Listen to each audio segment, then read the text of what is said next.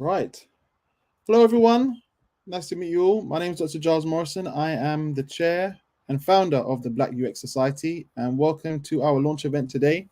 We're going to be with you for about an hour just to go through a few things, but I'm not here alone. It's time to welcome a few people here.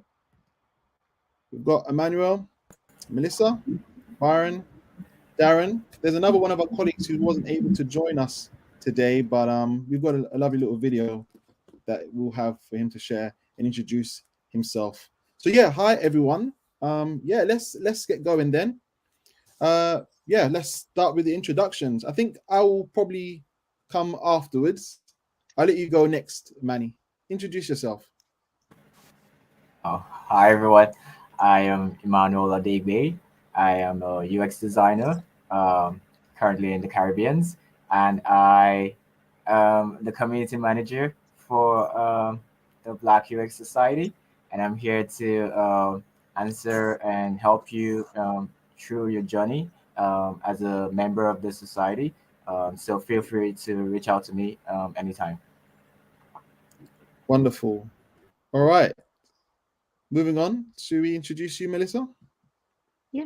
Hello. So my name is Loretta Melissa Sabata, but Mel for short, and I have just entered the UX industry, so I'm quite excited. I am the marketing lead here, so I'll be in charge of all the content that you see, including the written content. So if there's anything that you want from the group that we're not yet offering, let me know, and I'll do my best to make it happen. Wonderful. Should we move on to you then, Darren? Hi, everybody. My name is Darren Hood. I'm trying to remember my title. senior community advisor for the Black UX Society. I'm very happy to be here. I'm a 26-year UX practitioner. I was around before it was called UX. Actually, there's talk I might be the senior Black UX practitioner in the world, possibly. I don't know. Happy to be here, though. I love the discipline, and I love being able to connect with all of you, something that's sorely needed for us in this discipline that we love so much. Wonderful. Thank you, Darren. And then Byron? Hello, my name is Byron Porter. I'm also a senior community advisor here. I'm really happy to be part of the Black UX Society. I think this is something that's been needed. It's great to be able to connect with everyone, and I think that we've got a lot of momentum going, and we want to continue to offer as much help and just be a resource. Connect definitely with me on LinkedIn if we haven't been connected already. I'd love to continue getting to know everybody. And also shout out, thanks to Dr. Giles for spearheading this. I think this is a wonderful thing that's happening. Nice, my pleasure. So also want to give opportunity for another one of our members of the leadership team, James. So I've got a video of him. He's not available this weekend, unfortunately. Let's play this short video from him now. Hi everyone, I'm James Castro-Griffiths. I'm one of the personal growth advisors for the Black UX Society. My role here is to support you and your personal development in whatever way you need. Any advice, any knowledge I can give, happy to share, happy to listen, happy to grow a relationship with you guys. I'm based in the UK, in Bristol. I have a background in UX, but a primary focus on UI. The reason why I want to be part of BUXS is when I started back in 2013, I really wish that I was part of a community like this one. And that's why I'm so passionate, so excited to be part of this one, and hopefully of use to so many of you. So thank you for coming along, and I hope you enjoy the rest of the launch event. Right, so last but not least, myself. So as you know, I'm Dr. Giles Morrison, founder and chair of the Black UX Society. My job really, as someone who definitely wasn't expecting to be chairing and founding no society in January, is to just see how does it, what does it mean to bring us all together and actually support each other as a group of Black UX professionals. And more on that really can be provided by us just taking a deeper dive into, well, how we actually got here. So let's go into a bit more detail about that. So what's been the journey then to get to this point? It all really began with a presentation, or sorry, a post that I put on LinkedIn around the end of December. And it was really just my way of trying to just help out a few black folk. Quite frankly, I get contacted quite regularly by all kinds of people from around the world who are interested in UX, particularly UX and design of healthcare products, because I'm a medical doctor that's now gone into clinical UX. But there's been a specific interest coming from a lot of people who identify as black, where I realized they're interested in learning about this craft, and thought, well, there's some unique challenges that we face. Let's come together and discuss this in a bit more detail. That post was commented on many, many times, shared quite a lot of times as well. And that's eventually led to what we now have as the Black UX Society, which currently stands as a LinkedIn group. But just to build on this whole idea of us actually coming together for a common cause, we need to have something that's a bit more structured. It can't just be a LinkedIn group. It actually doesn't satisfy all the needs that we have as an organization. So it was important to see, well, what does this mean as actually a community that is by Black UX professionals for UX, Black UX professionals? And so to that end, it was really important to explore what we're going to be standing for. So I've got our mission here. This is all very much a work in progress, but this is the current version that I've generated for us. So our mission: we provide a safe haven for practicing and aspiring Black UX professionals to be vulnerable and gain the personal and professional support they need. And this is offered through mentorship, education, and above all, community.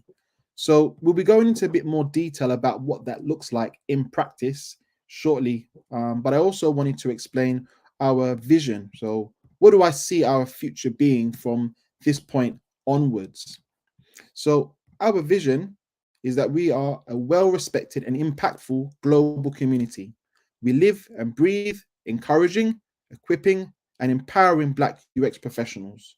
All members, regardless of discipline or seniority, pursue Black UX excellence. So I'm definitely trying to turn that into a hashtag because I really like it, Black UX excellence. I know that Mel is going to be helping out with that in particular.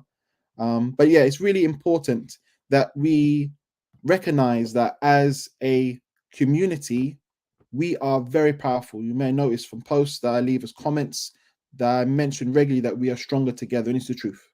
As a group, as a gathering, there is so much more that we can achieve than what we can be doing on our own. So I've noticed that we've got a few comments, so I'm going to bring everybody else back in, and let's have a look and see what some of these comments are. So I see a few people have been welcoming us, which is nice. So hey, Vanessa, nice to see you there. Right, who else do we have here? So Olu as well, welcome. Wonderful. Okay, so let's keep going then with our presentation. So the first big thing that I want to announce is the fact that we're actually going to have our own social network. So having a social network really just means that we're going to truly have a safe place for our members. What do I mean by a safe place? So it has to be a place where people who identify as Black know that they can exist there safely without fear of racist attack, of any personal slurs being made against them, anything that could prevent them from actually not feeling safe or comfortable to speak up about the issues that they face. So it is very unashamedly and very consciously and very deliberately a place exclusively for people who identify as Black and are aspiring or practicing UX professionals. There are no if, buts, or maybes on this point. It's not up for discussion. It's not a debate. This is what it has to be for us. I don't know if you wanted to add something to that, Darren. No, I just love it.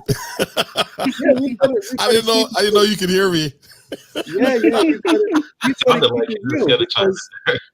we've got to keep it real because like there's already been an incident where a gentleman who doesn't identify as Black Yeah. I won't name him, but he's made it very clear. Why aren't you making this a group for black and white people? And it's like, but it's not for black and white people. It's for black UX professionals. It's for a very specific group of people who have made it very clear that they feel isolated, that they particularly racially isolated, that they do not feel safe, they don't have a place to speak up, and where particularly in the US, half of the expected population, based as a distribution across all ethnicities in the US, half of the expected population being black are actually UX professionals. So instead of it being 6% as a spread, it's more towards 2 to 3%. There's very few black UX professionals working on projects at the same time. So there's quite a lot of us in the field, whether we're new to the field or we've been practicing for 10 years, not so much as 26 years. I think Darren's there on his own, 20 years in the game. But at the same time, we're not working together. So it's very rare where it's like, oh, my boss is also a black UX professional. Like that, I've been in the field for just over 7 years. It's only once that I've now had the pleasure of working with a fellow UX professional, and that was literally a few months ago. It's not happened before then. So having a place for us to exist together is really, really important. Really, really important. Yeah. So moving on then to the next thing that's quite crucial about the social network, beyond the obvious. Like we're going to be using a plugin called BuddyBoss, just so that you're aware.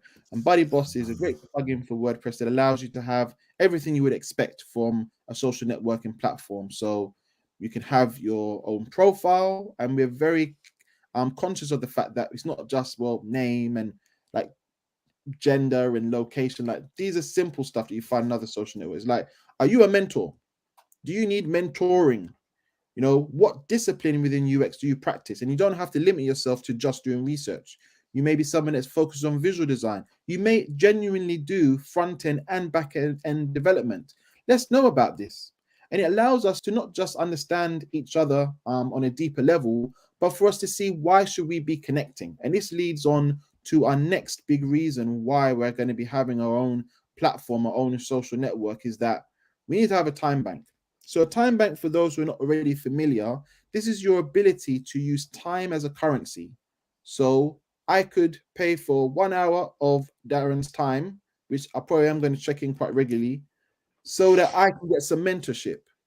I earn that 1 hour of currency of time by offering mentorship to someone else in the community. So our events and stuff that we'll be discussing a bit later, this is not paid for with any time currency. In fact, our events in general, in principle, are free. But when you need someone else's time for quantifiable period, so an hour, 2 hours, you're going to be using the time banking system. This allows us fairly to distribute our time, and people don't feel like I'm just giving and never in a position to receive. So all members automatically will get 1 credit of time to use. So that's not a problem. Just being a member gives you access to people. But if you want to keep on getting access to people, you need to be willing to offer your time to somebody else. This ties in with our values, which I haven't actually put up on here, but in fact, I will be able to if you give me a moment. But it's important that we have that opportunity for people to really grow and share amongst each other, not just taking, not just giving. There needs to be a balance to all of this. So I'm going to take it to the floor then. I don't know if any of our members want to speak up a bit more about why they've joined the Black UX Society, particularly in a leadership capacity, and what you're hoping to achieve. I'll defer to Byron first. Sure, I'll jump in. I'll be the first to go. I don't know. It's been a long journey for me, and like when I first just started discovering, that there are other Black UX professionals out there and doing very, very well, and had the knowledge that I needed. It kind of perked me up a bit, and I was thinking about how when we pay things forward, it's so important to look at the next generation. And I think that's kind of what I'm all about. I'm really about the next generation, because I've had so much help, coming up through through my profession over the years. I started in graphic design and marketing, And originally I wanted nothing to do with the web, nothing to do with anything technical, but just the way that things work and the way of the world, everything has been consolidating over time. And the expertise has been relegated down to one person a lot of times. And I've picked up so many skills and capabilities, and and then just talking with people and figuring out, hey, there's a lot of wisdom out there, things that I don't know, and people are willing to share that. But for a majority of the time, I've not been getting that wisdom and information from other Black professionals. It's one of those things. I always felt like I was on the island. I was always the only Black professional, wherever I went. And that's not to say that's something that's not possible. It's not something to say that you throw in the towel, but I can be that voice. I can be, kind of, and actually I am. I started realizing I am in the position to open up the world, to other up and coming Black professionals who may want to enter the UX space, who are already in the UX space and just need, that little bit of guidance or encouragement, or that listening ear. I think that's really important. So as I'm looking forward, I have mentors, that are advising and guiding me, but I also am looking to pay it forward and looking to bring the next generation up. I always say, the future, that we have young Black professionals that are the future, that need to be poised, prepared, taking the excuse me, taking the reins and catapulting forward, standing on the shoulders of giants, um, Darren, Dr. Giles. I think that it's wonderful that you're out there, but we need more Darren Hoods and Dr. Giles to go forward. And we've got, Manny, Mel, everyone that's going to be a part of this society is someone that is personally invested in Black U excellence. I love that term. I think that's great. And another thing I wanted to mention is, I've heard Darren say this before, is about healthy friction. I think that's one thing that maybe I personally have had struggled with and still struggle with to some degree in my current journey. But there's got to be some healthy friction and an ability to understand that we can bring that. We can bring our perspective, like Dr. Giles was talking about, how there's some people out there who just don't understand and why we need a Black UX society. But we see lots of exclusive societies or exclusive memberships all across the board, and sometimes there are things that men talk about with men. There's sometimes things that women talk about only with women. And we have this society where we experience as Black professionals things that no one else experiences or knows how to coach through. So, I understand. I understand the discommunication or the disconnect, where people don't know why a Black UX society exists. However, they don't have to understand. That's perfectly fine. But we still need a place where we can come and get the information, the knowledge, the community, the camaraderie that we need. I remember early on in my career, someone was saying, "Hey, where's all the Black designers?" And that's something that I used to say a lot, and I would get offended. I was like, "Hey, you can't say that. What do you mean? Where's all the Black designers?" That's something I can say, but it's actually true. Where are all the Black designers? Well, I would like to say that they're here in the UX society, and we're gonna pave the way for more to come. So that's a little bit about my journey to this group. Wonderful, wonderful. Thank you so much for just expressing yourself and just keeping it real. This is what has been missing, really, is for us as more junior professionals. Even myself, I'm classed as a senior, but I've been in the game for 7.5 years thereabouts. There's so much more that I need to learn, and there's so much truth about being in this profession that is lost to me that I just don't know about, partly because of the fact that I'm racially isolated in my role most of the time. Mhm. So it makes a big difference getting this. We've got some messages here. Let's pop these up on the screen. So Farad, so hello. I recently graduated from General Assembly's UX bootcamp. Can you please share some advice on getting an entry-level UX job? Darren, do you want to take that one? Sure, but let me jump back. Do you want me to answer this first, or you want me to give my tag in from Byron? Actually, yeah, let's one? tag in from Byron, and then we'll get to Farad's question. Okay. Sure. All right. So hello everybody again. My name is Darren Hood. A lot of you out there might already be familiar with me a bit because I'm pretty loud on social media, and it's because I love the discipline, and it's because I want to see people do well. I have had a passion my entire life of always trying to help people to help them to do better and be their absolute best, and that's part of why I'm here. And again, I've been doing UX since before it was called UX. I designed my first site in '95 using principles that we now associate with UX, which is why I claim that experience going back that far. I started a freelance web design business. Things continued to grow. I continued to grow. I started doing what we came to know as UX part-time during my day job in about 2002, and then made the plunge into UX, shifting from instructional design because I used to be a trainer, and I won't get into those details today because there's a story behind that that's critical as well. But I jumped into UX full-time as an information architect by title in 2005, almost walked away until I learned about the healthy friction in 2007, 2008. And then the rest is history. So it's 2022. I'm about to step into a UX research management role. That the cat's out the bag on that now. I'll start that new gig in a couple of weeks. Didn't get to tell you about that, Dr. Giles. but for me, when I think about it, the discipline has been good to me in that I've been able to spread my wings. I've been able to do the things I wanted to do. I've been able to grow. I've been afforded all types of information and opportunities and just all types of things that have helped me to become what I am today.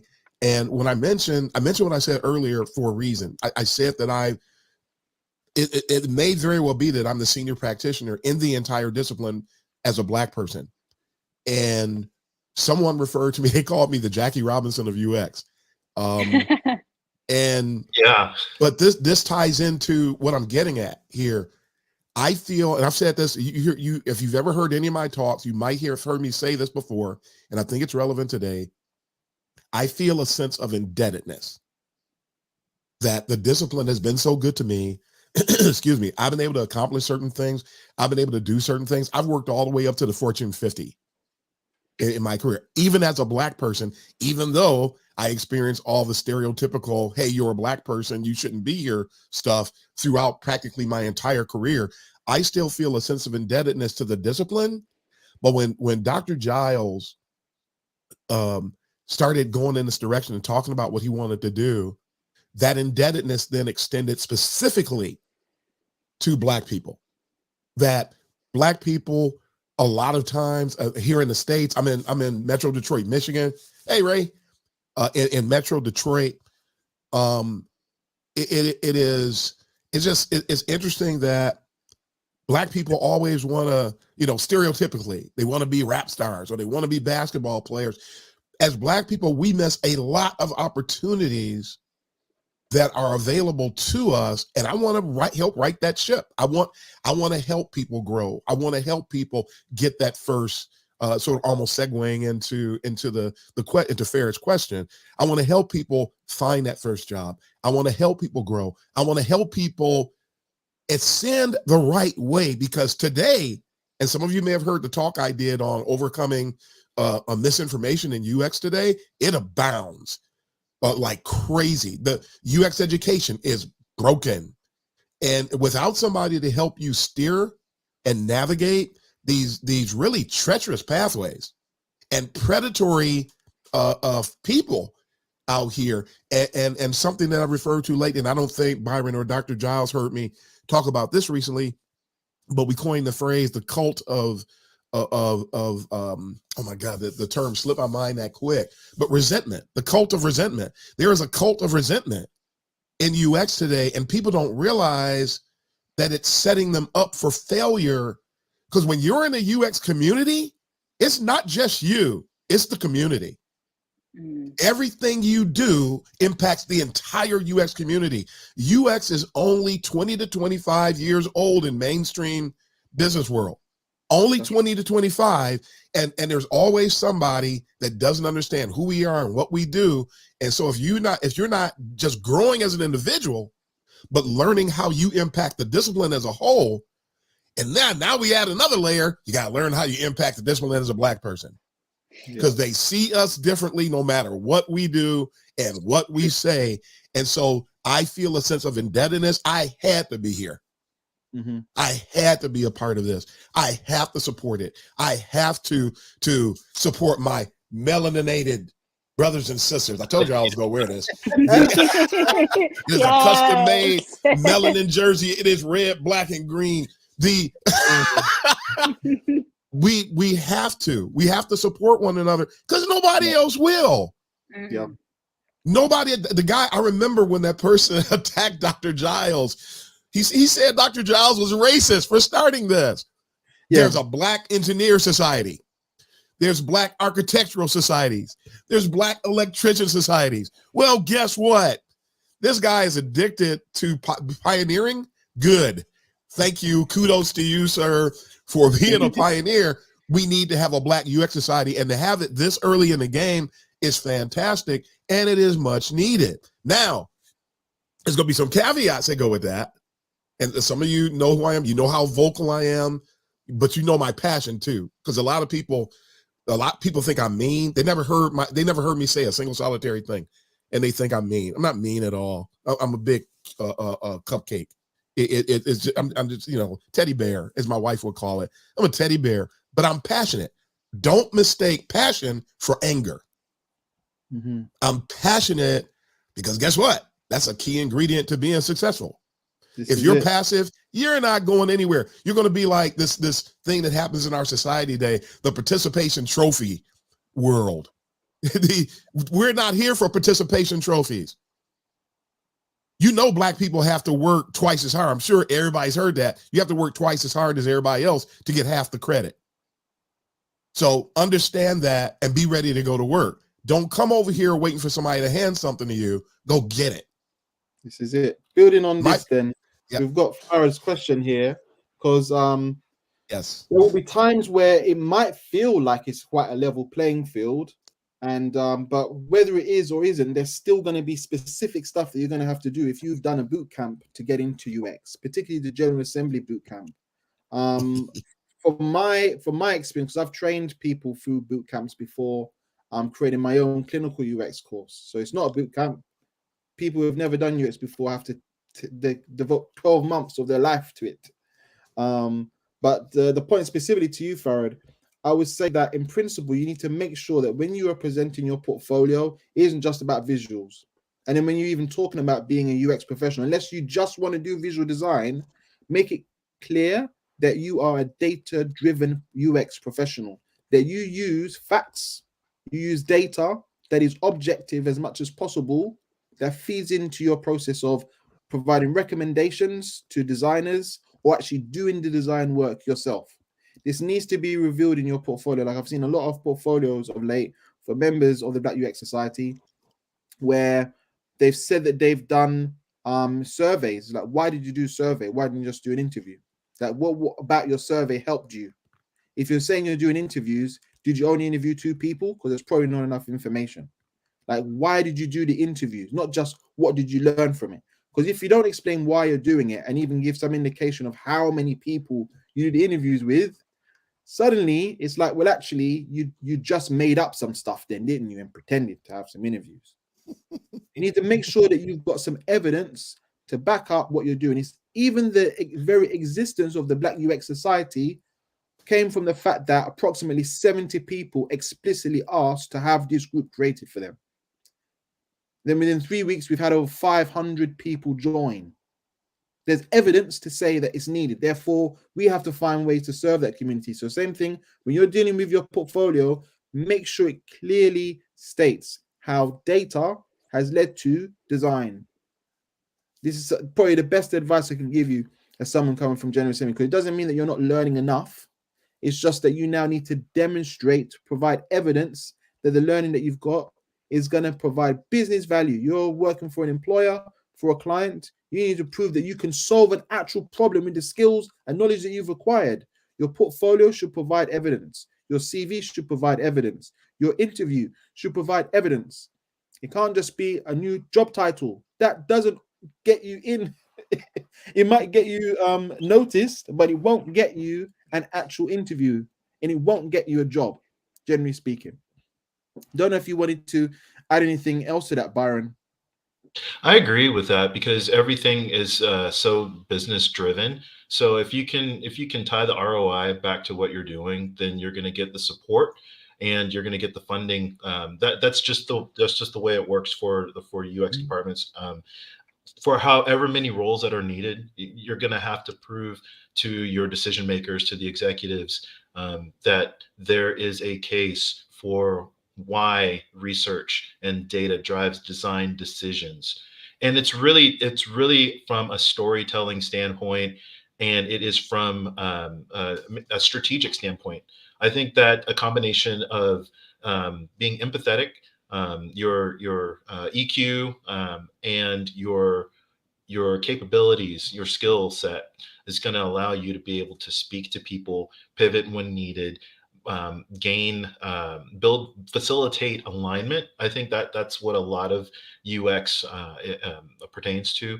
And so this is kind of, as you're entering in from a boot camp position and looking for your first position, it's about building the relationships to tell the story, to organize the information and the data, show the return, the ROI, and then just generally showcase and present yourself. So it's all about how you think. It's all about how you're able to get someone else to be on the same page of what you're thinking about and what you're presenting. So for me, my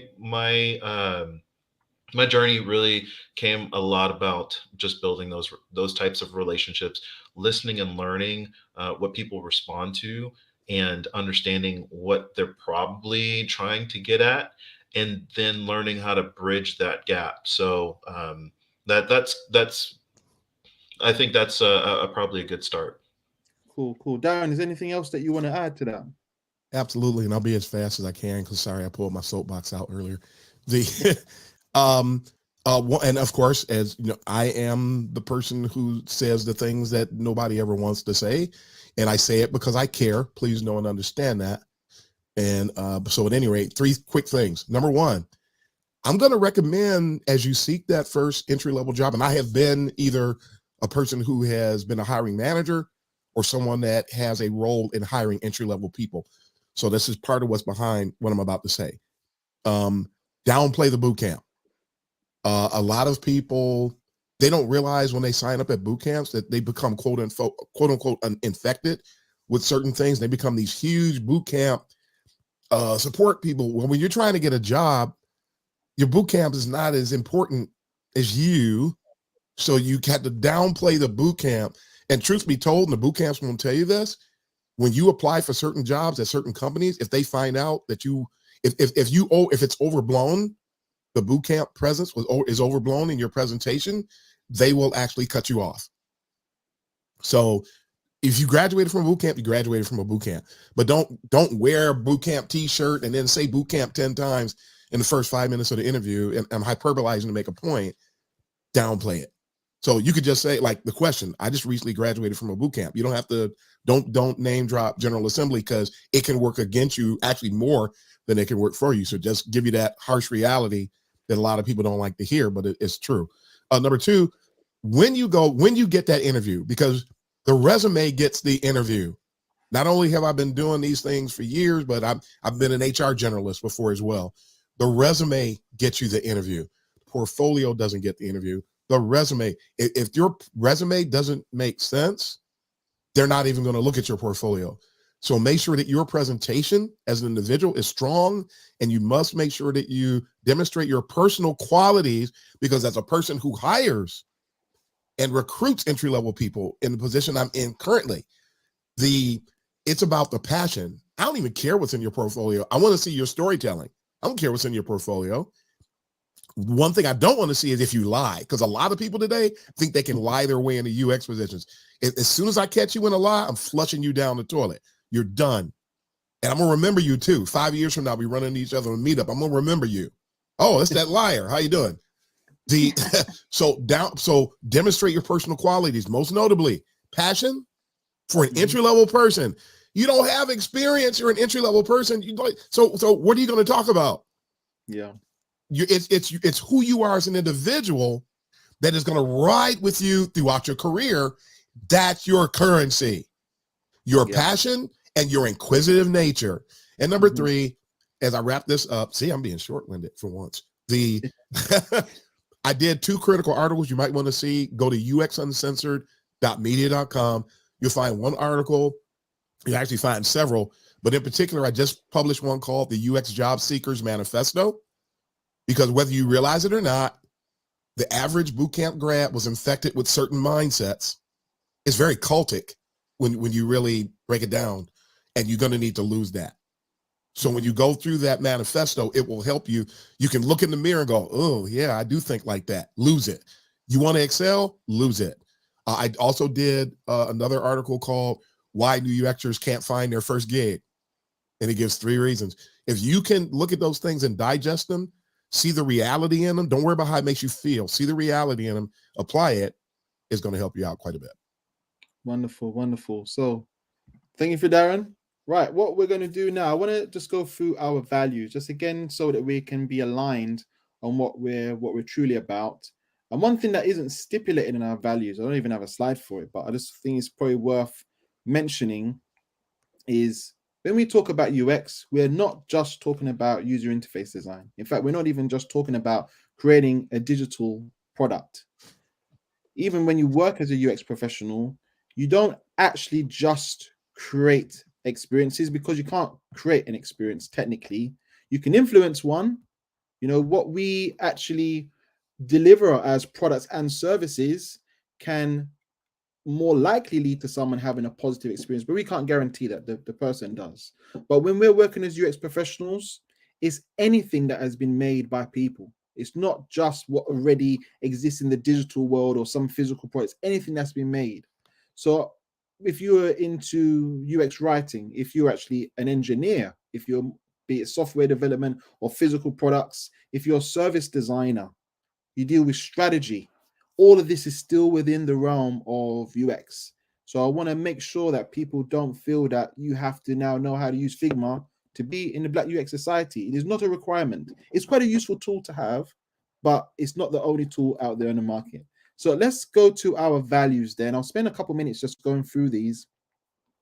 So our values are actually stemming from the main principles behind Kwanzaa. So we don't endorse Kwanzaa. That's not us. We're neutral when it comes to different types of celebrations, religions, and the like. That's not for us to determine.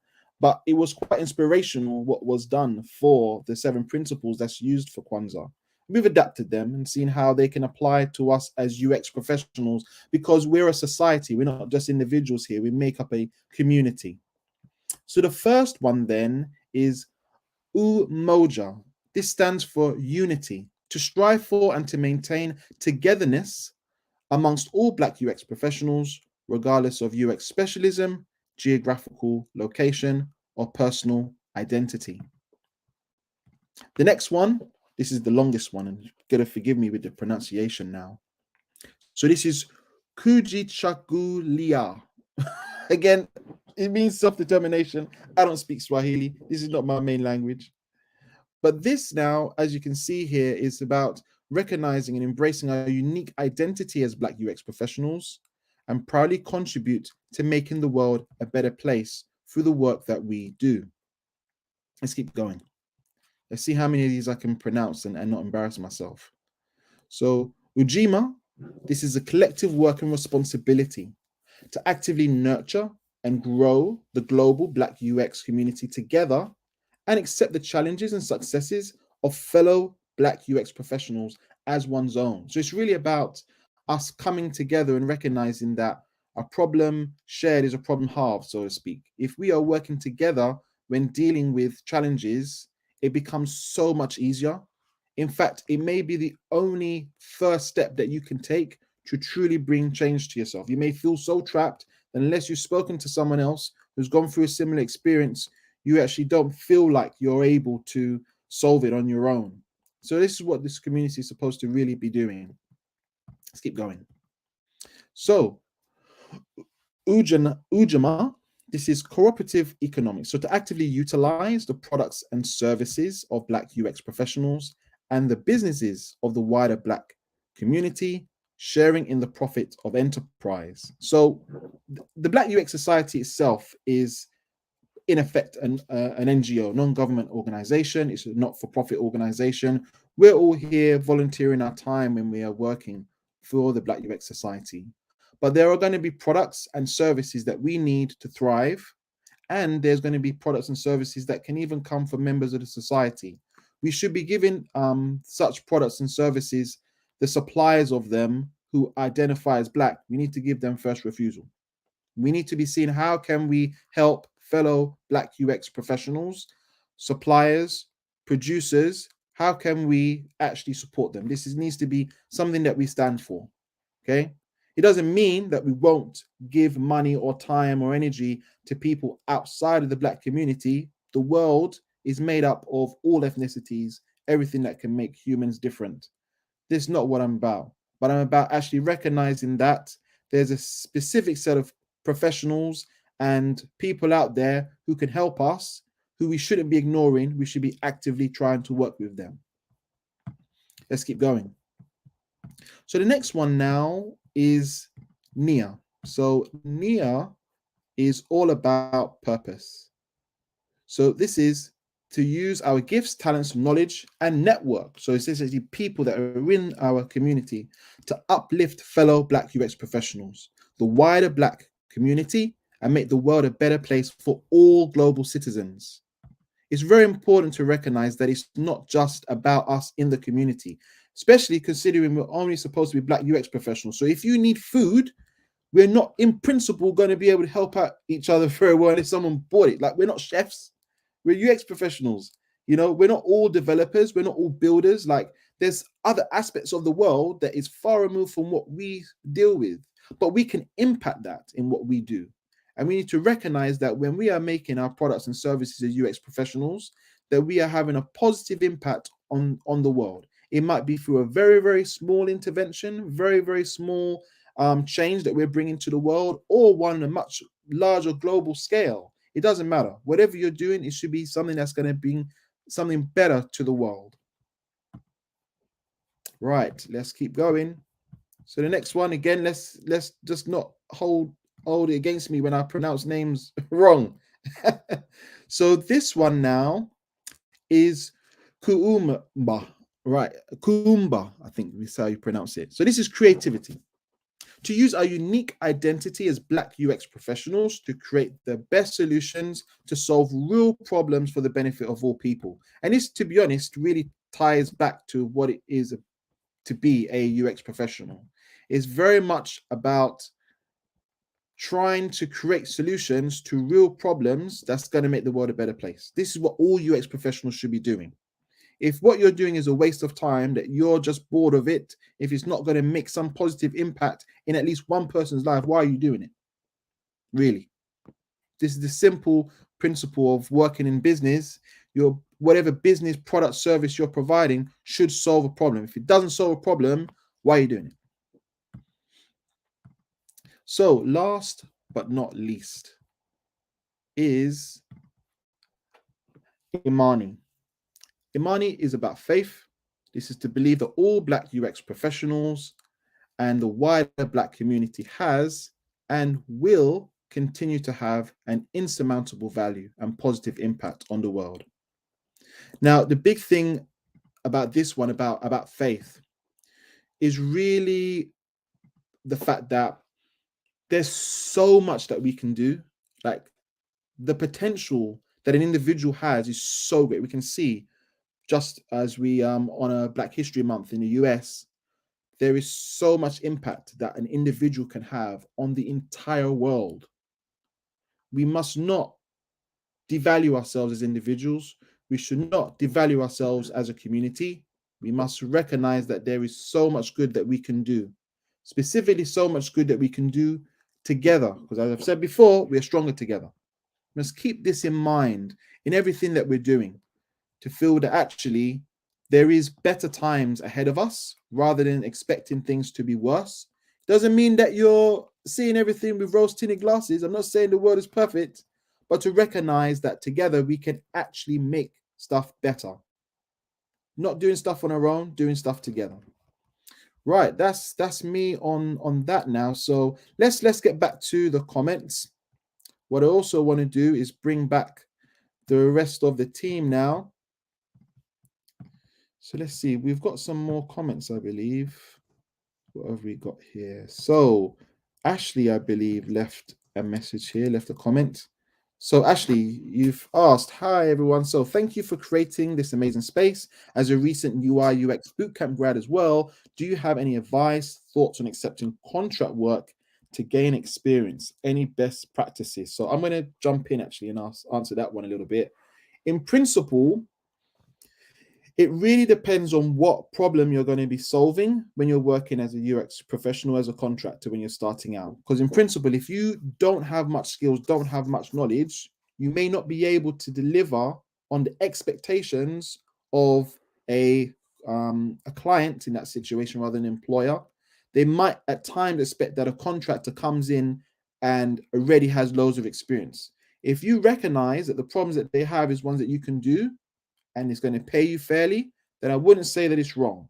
The only thing to keep in mind is that the more junior you are, the even more important it is to have that mentorship, to have that supervision piece. So if you're contracting on your own and you've never done UX before, you might be setting yourself up for failure, or at least some difficult times ahead.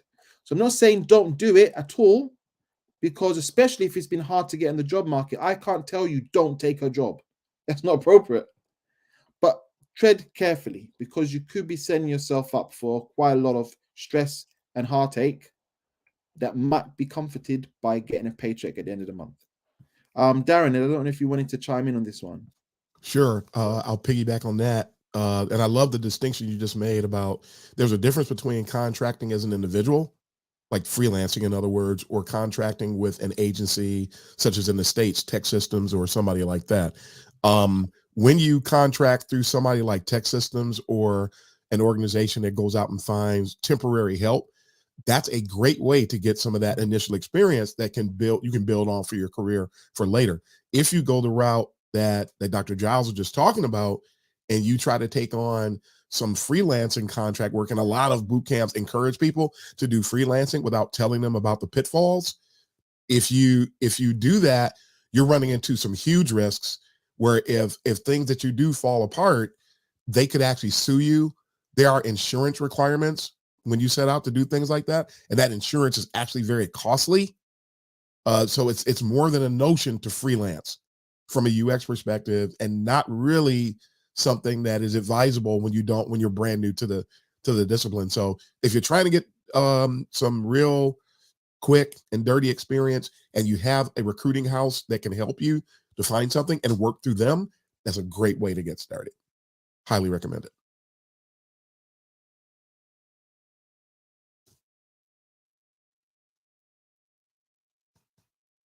You're on mute, Dr. Johnson. Yeah, it would help if I unmuted myself. It's one of the most common things said on live streams and Zoom calls and the like.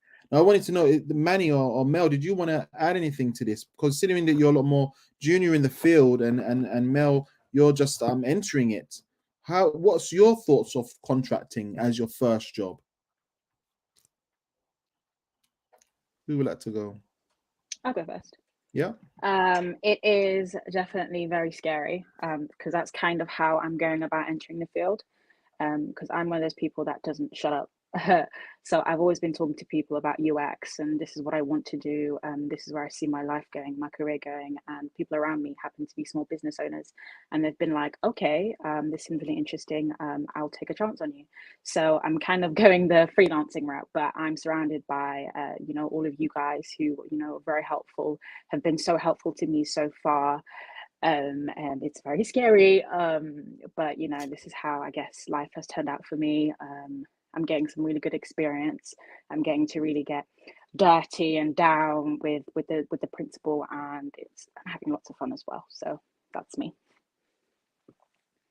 Wonderful. Manny, did you want to add as well? So I would say, I guess going from what Darren said and what Dr.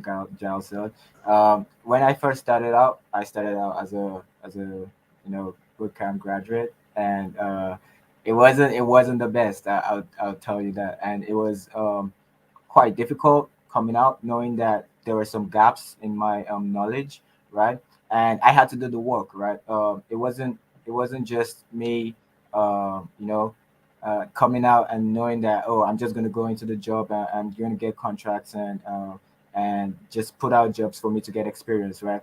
It was me knowing that I had some principles to follow, and I had the quality of work I wanted to put out, because that would in turn affect my career. So I had to put in work to learn the necessary stuff I needed to learn, and fill in those gaps in my knowledge, even though I wouldn't say they're filled in yet, but it helped me better you know create a better standing in terms of giving out quality work.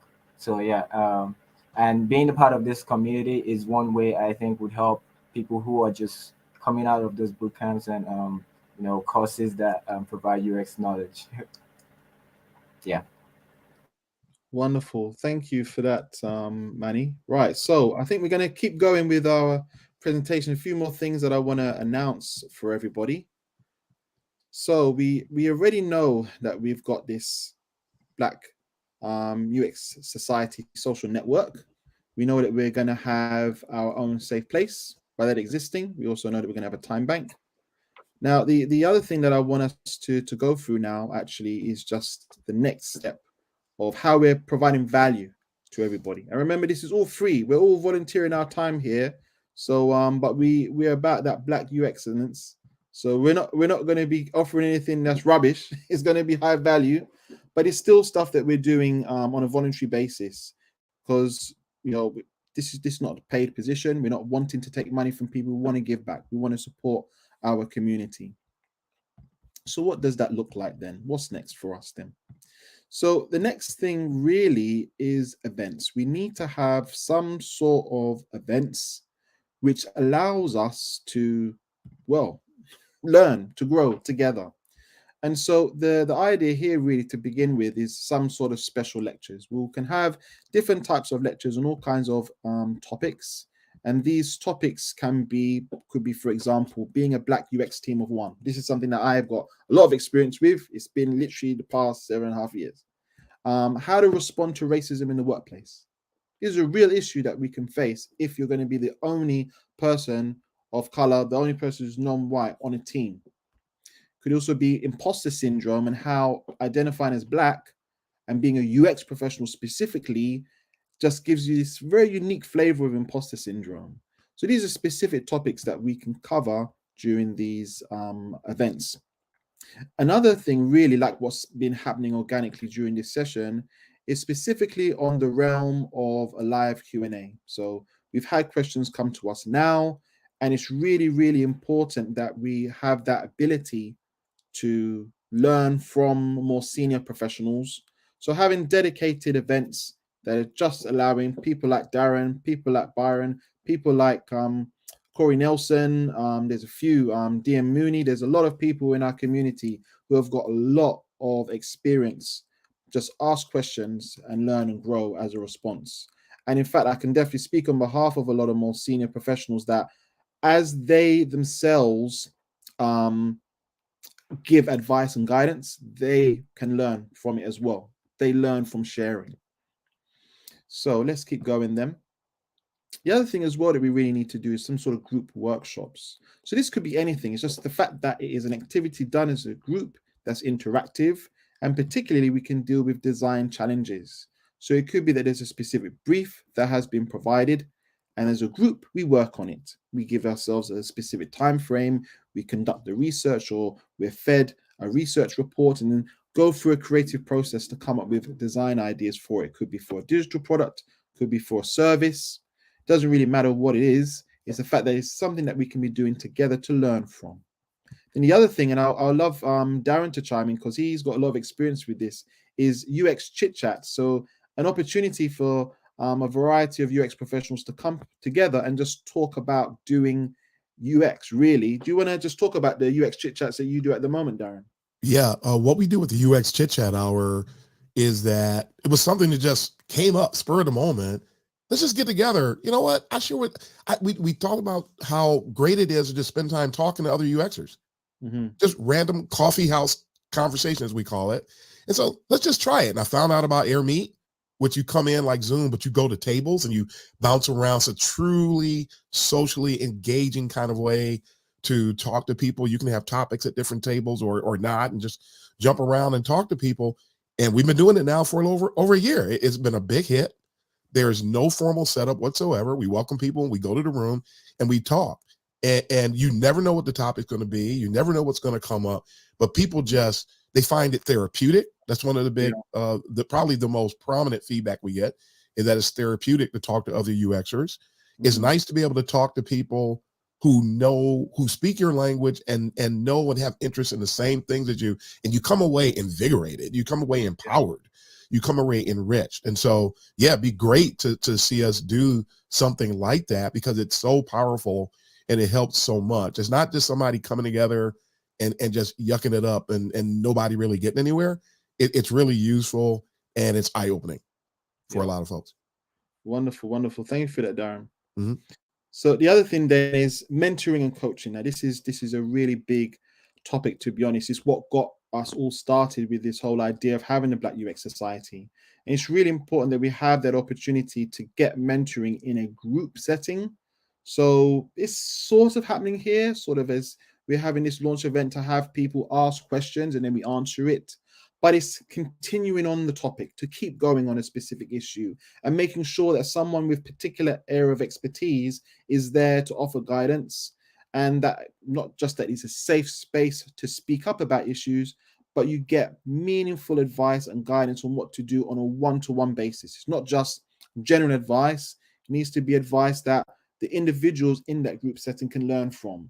And again, when we are ready with our time banking system, you could actually exchange one of your time bank tokens, credit, whatever we're going to call it, still figuring that out, in exchange for one-to-one time with somebody. So this allows a streamlined way for senior professionals, midweight professionals who are doing some mentoring to offer their time and not feel like, oh, I've just burnt out, having to keep on having to pour into other people. You're like, well, actually, you've now got a credit of time which you could use for someone else. You could get mentoring through that. You could be asking for someone to help you with a portfolio review for your own portfolio, someone who's more midweight or senior. You know, just getting that ability to have one-to-ones with people on a streamlined basis where people don't feel like they're just having to give, they're able to receive as well. Moving on then, the other crucial thing is education. This is a very key part of our mission and vision. And through that, to start off with, we'll obviously have vetted UX resources. There's a lot of resources already online that we can be benefiting from. And it's not wrong really at all to be using resources that's already out there. The problem is that there's so many resources that are absolutely terrible. Like when I say dreadful, I mean there's stuff that's causing all kinds of havoc and confusion, particularly anything that uses the term UX UI. There is no general consensus of what the term UX UI actually means. Oftentimes it's associated with just doing UI design work and not doing any UX work because it's a catch-all. UX is about the whole process of looking at what is it about the experience someone has with this product, this service, how are we making it better? Not just this tiny part of how to make this visual design great, on this user interface. That tiny part is an entire specialism and it's serious work to do it good, but it's just one part of the many work that we can do as UX professionals. So it's making sure that if we are suggesting books, videos, articles, and the like, that we can say with conviction, this is something that's going to help you out. Further to that, we are definitely going to have our own content. You know, we've got a lot of professionals that do extensive teaching in the field of UX. Myself, Darren, there's quite a lot of us who, not just that we've had to learn through an academic route, you don't have to in order to get good at UX, but we impart that knowledge in a way that makes sure that it's actionable for somebody. It's not just saying whatever we think is right, it's actually saying what we know is true to work to be effective in this field. Further to that is having design critiques, research and design critiques. Set time to go through portfolio, go through a case study, go through a research plan, go through the analyzed findings from research and get constructive feedback on what's worked, what's not been so good, how can we improve. It needs to be constructive. It can't just be, oh, that was really bad, make it better. Like this specific issue that's been highlighted, this is working. This specific other issue that's been noted, go make some changes with XYZ reasons so that people can learn from this critique, learn how to improve their practice. And just to end, another major thing that we are working on is very, very early stages, is how we can provide our own training courses to members. So there's so many boot camps out there that cost an extreme amount of money. First of all, if you're going to place your money somewhere, you need to make sure that you're going to get good value out of it. That's the first thing that's driven us to think about having a UX Academy for the Black UX Society, is that this is something where you can say that I've got good value for the money that I've spent, good value for the scholarship I've been given to take this course. And crucially, learning what's going to be practical, not just the theory, not just the practical. To really learn something, to be practical with it, you need the theory and the practice time. And if I had a third hand, let's use fingers instead, the theory and the practice time to do it. You need to get the feedback. If you don't get the feedback, that supervision of the work you're doing, having the theory and developing some practical skills actually is not that useful. It's very difficult to climb ranks and become more mature as a practitioner. So that's me with my presentation, with my slides. There's nothing else for me to be sharing specifically as announcements with regards to what we're doing. The last thing though that I do want to share though is our brand identity. So there's been a lot of time and effort that has been spent on this. And I don't know if we want to get the others to join us now. If anybody wants to do a drum roll or beatbox a drum roll, we don't have to have all the dramatics, but someone can do something. I've been so excited to be unveiling this. It's been a lot of time and effort. But yeah, here we go. So this is our so this is our logo that we've gone for.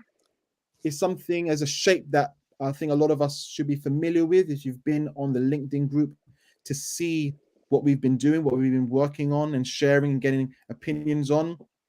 It's a brand identity for us that's supposed to represent that we are Black UX professionals, that we are a society, that we come together, that crucially, our brand needs to be taken seriously. Because we're professionals, it doesn't mean that we can't have a laugh and a joke. We need to be able to be approachable, you know. But at the same time, we are UX professionals, Black UX professionals. So it's important to us that our identity is bold, that is clear to people, the value that we're adding as Black UX professionals, that we can be seen as a value add to organizations, to teams, to individuals that we interact with. Then the other thing I want to share, just some other iterations of this logo, be able to see just what it means to also have the logo, not just in a black square, sorry, in a white square.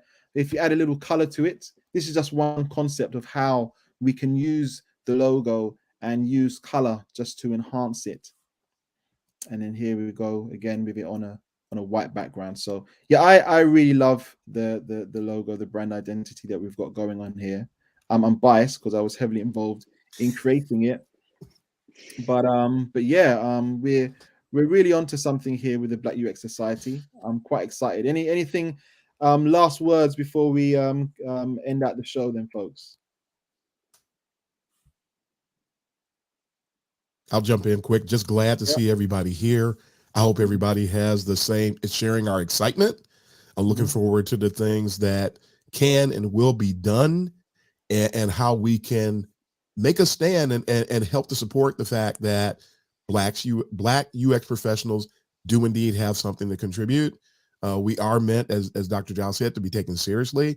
I'm looking forward to the impact and how we can help expand people's footprint, and they're being rooted in doing the right things in UX.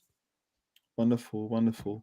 So I'm noticing we still got a few more questions. I'm happy to stay in for a bit longer. It wasn't expected that we'll go on, but I feel like a bit of an encore is required. And on that note, I wanted to actually pick up on a question that's come from Vanessa. So it's two parts from Vanessa. So first, do you think internships are necessary? I see a lot of internships are geared towards people pursuing a master's or bachelor's, which is discouraging to people like me who are self-taught. And then to add to my question, because entry-level jobs require experience, and I'm not sure how else to break into this space without an internship. So, Byron, do you have any advice on this one? Well, I didn't come in to UX a traditional way, if I can say that. I mean, I've been inside this practice for what, maybe 8 years or so. I kind of feel like I came in through smaller companies that gave me opportunity to do lots of have lots of responsibility and to slowly learn and grow. And I just identifying things that made sense. I remember working with an international financial literacy um, program, and we were reaching out to kids but didn't have like a mobile presence, and I remember just kind of stopping and saying, hey, maybe we should be in that presence. And certain small steps like that helped me to gain the trust. And it's a long game. I got to say, it truly is a long game. Yes. And I think Yes. you can't expect to just rush into things. It's probably better that you're able to take it step by step, um, and gain that experience, really learn and know, have a solid grasp on what you're learning, and then move on to the next step. So I learned from there, just moving companies, getting to a little bit larger roles. I learned a lot of what not to do because maybe the companies or the teams that I was on weren't really doing things properly, and everything would fall apart and you'd have to pick up the pieces. And so I just think that there's so many different ways to get into UX. I think we see a lot of universities offering UX courses and degree plans. We see all of these boot camps. Of course, that's been a long discussion. There's a lot of self learners. As a UX professional, your learning journey never ends. Yep. And you're always aspiring to gain more knowledge and put more things into practice and build your capabilities. That's what I would ask everyone to focus on, and just be patient with the process. Yes. No, wonderful, wonderful. I'm keen actually to hear from Melissa and Manny about your experiences. So, Manny, what's been your journey to get into UX and start actually doing UX work now? So my journey has been quite interesting because I am a medical student. So and my I have a background in medicine, and it was quite interesting that even though I couldn't like complete my course, I had to figure out a way to you know uh, fuel my passion as a medical student, right? And also as a designer because I did that uh, uh, as a freelancer during my during school days, right? So UX design just seemed like a great fit for me because it merged two things that I had passions for. So and like I said, it seemed like a perfect fit, and I dived in deeper. I tried to learn as much as I can and listen as well because coming into the field, there's not much support, especially from the medical background, right? There isn't a clear path towards learning UX or coming into the space or industry, right? So I had to listen. I had to talk to people and learn because that was the only way I could get the required knowledge to succeed. And I think I'm on the right path being in this community as well. So yeah, and also like one way I've tried to, like I said, try to learn even further has been with, especially with Dr. Giles, has been to join the clinical UX course, right? Which has been helpful to try and understand medicine in a whole new light, to try and understand the health industry in a whole new light, in a whole new perspective, right?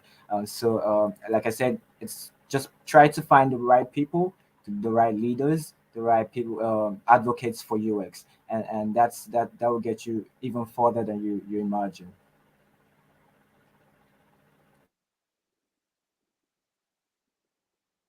You muted Dr. Giles. I'm doing it again. Mel, did you want to add anything to that as well? Yeah, of course. So I officially started my journey into UX back in November, so it's been a short time. And definitely surrounding yourself with the right people to put you towards the right things, because there's a lot to learn, and there are a lot of resources that aren't really helpful. So I've just been taking in as much information as I can and then offering, marketing advice in exchange, just so that I can learn. And then now I guess I am putting into practice what I've been learning with the hopes of, getting better and better and better. And being in a community like this has been so encouraging, because you've got different range of people. You've got, seniors who can bring all their wealth and their wisdom, their wealth of wisdom, and share it with us, but also juniors where you can encourage each other, support each other in this journey, and then people who are a couple of years into their UX journey can share some of the things they've learned along the way as they progress. So being in this community and surrounding yourself by really impactful people is so helpful, and I should say necessary, in being a successful UX professional.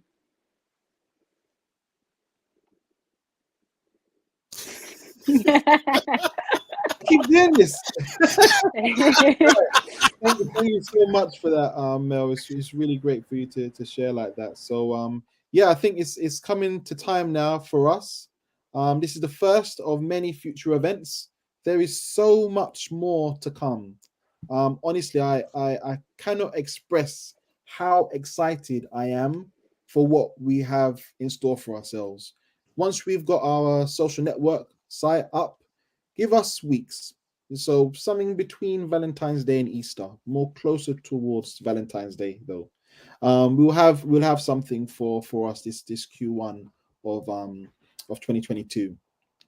I'm just so happy to know that we've got a great community that has been growing. We're over 550 people after what has been about almost 4 weeks now. And people are active, people are connecting, people are recognizing that there is so much value that they can get by communicating with fellow UX professionals. People are being bold, they're being honest, they're sharing, they're contributing, recognizing that we're not just strong as an individual Black UX professional, but we're strong by being the Black UX Society.